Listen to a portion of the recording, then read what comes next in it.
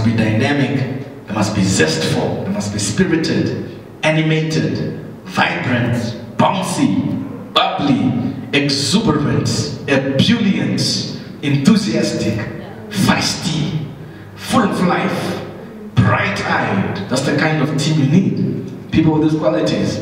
Because there's nothing worse than getting to a restaurant and the waiter is a tired person. Or you get to a church and it's these tired ushers, tired preacher, tired worship. Everything is just tired. You get to a company and you know there's this tired receptionist. You get there, hi, I'm looking for the CEO of this company, Mr. Ian K. Let me check if he's... That's a toxic team. That's an unhealthy team. They have to have energy because energy is attractive. Because energy creates atmosphere. So as a wife or a husband, be energetic at home as well. Amen. Don't be this tired, lethargic, weak thing. When I come home, I'm drained of my energy. Can I get an amen? To be a good team player, you must be energetic. Amen. Wow, welcome home. So good to see you. Looking beautiful in the morning. Wow, that lovely morning breath. Amen. There's nothing worse than a team of people who are sluggish, inactive, slow, lifeless, lazy, idle, weary and tired. And to avoid that, or to mitigate that, you have to keep stretching the team. Because stretching exercises are going to bring strength, which is energy. The next thing stretching brings is flexibility. So your team has to be flexible. Flexibility is an important characteristic of a team. And flexibility is the willingness to change or to compromise for the betterment of the team. I'm very flexible. I'm very flexible. I'm someone who's I like, doing things this way. If it's this way, it's that way. You got to know yourself, amen? Find yourself. And flexibility is important for a team because flexibility is the quality to bend over without breaking in the process. For example, you can come into a team and you want a lofty and prestigious role. You can come into a team, I'll keep using, let me use a restaurant as a team. You can come into the restaurant and you want to be the head chef. But then a need arises in another department and you get moved there.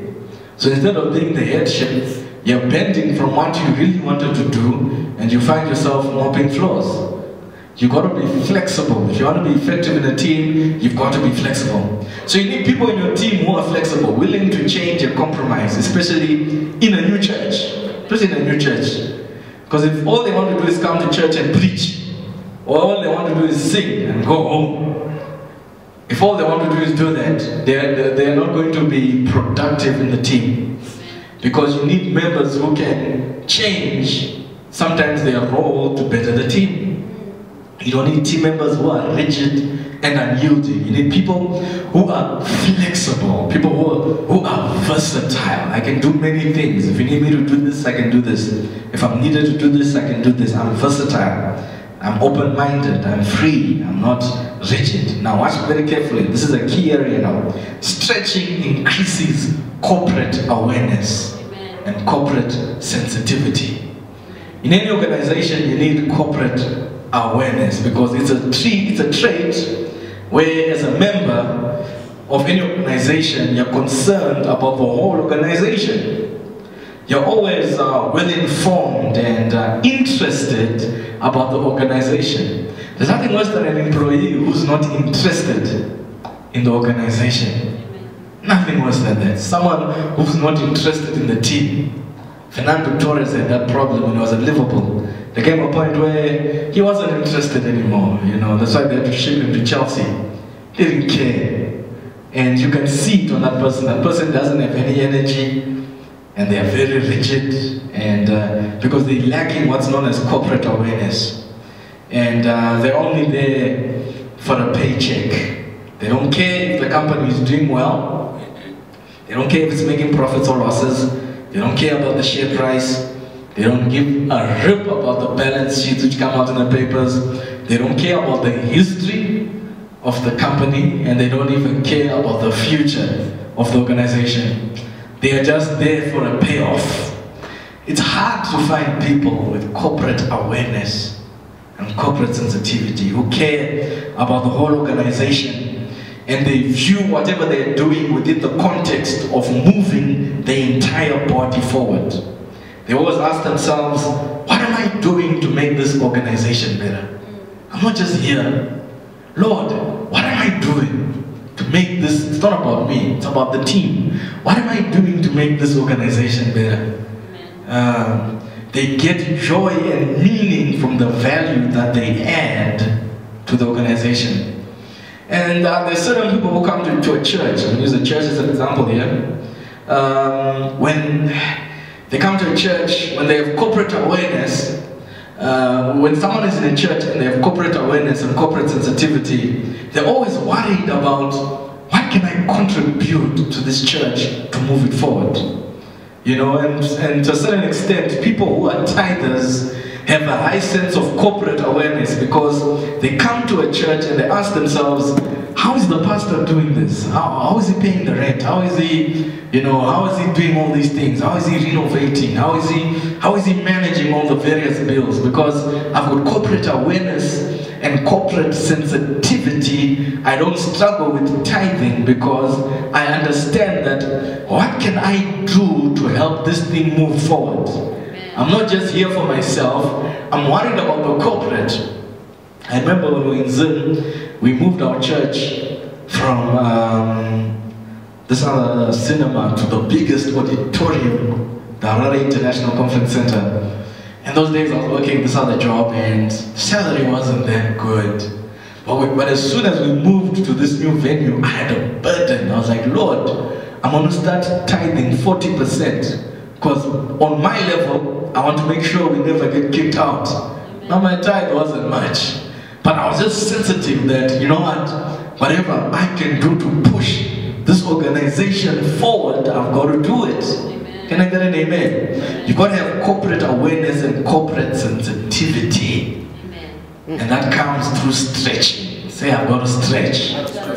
So stretching is ultimately, the role of stretching and Pilates is ultimately designed to make forward movement and efficient and graceful.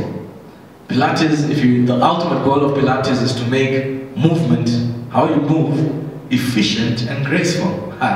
So stretching impacts how the team moves forward. Movement is important in a team, but movement must be efficient and graceful. Oh, if you can catch that, your company is going to be powerful. There are some teams which move forward. In other words, there are teams which get things done. Yeah. But the way they get things done is in a disorganized, incompetent, unprofessional, informal, and an unsystematic way. Yeah. They move forward, but it's, there was a show in Zim called Benge Benge. It's just, it's marabu rabu. It's just, there's no order. And you see this in churches, especially black churches. To be a big black church, growing, but it's moving forward. Yes, it's growing, it's developing, but it's moving forward in an unorganized, sloppy, unprofessional, informal way. And many entrepreneurs in South Africa suffer with that demon. They move forward, they make money, but the way they make it, it's so unprofessional. It's so sometimes you can think that those huge results, I'm doing the right thing. But your movement is inefficient and it's not graceful. Movement must be efficient and graceful. As your organization develops, it must be elegant.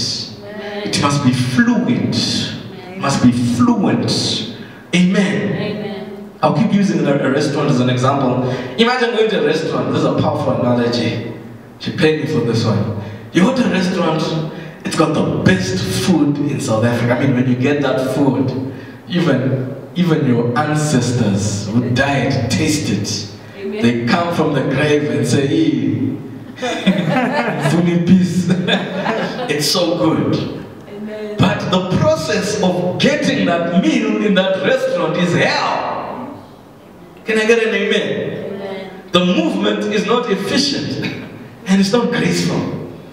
The presentation is nasty. You're getting these plates which you wonder, is this the plate from the Last Supper? It's so old. And you're hearing noises in the kitchen. Order number 4. Whoa! Someone with plate breaking. You're hearing a cat. You're like, what's going on in that kitchen? From that restaurant in Durban, where there was just, I had to preach to the guy. There was just crazy things happening, but the food was so good. Waiters are confused, giving you wrong order, giving you wrong change. Oh, is this cappuccino for you? No. Oh, sorry. Is this chicken? Hey, I didn't order chicken. And finally, but when the food comes, it's like, the dichotomy. The movement is bad, but the product is good. We have to be careful as a church not to be like that. Yeah. Where we have a great meal, a great word, great worship, but our movement is inefficient. Amen. And it's not grateful. So what this means is, must be very careful, business people. Fine. People will always remember the process more than the product. Amen. Hey, that's good. People will always remember the process more than the product. Amen. They'll always remember the process more than the product. The process of getting the product can be so good, but if the process of getting it was hell, I won't remember. The product can be great, but if the process was hell, I'll remember the process more than the product. Can I get an amen, business people? Amen. So make sure your product or service is always an experience. Yeah, that's good. Amen. Always make sure that your product or service is not just a product, it's an experience. Amen. You're taking someone on a journey. You're taking them on a journey that they enjoy. Amen. It's always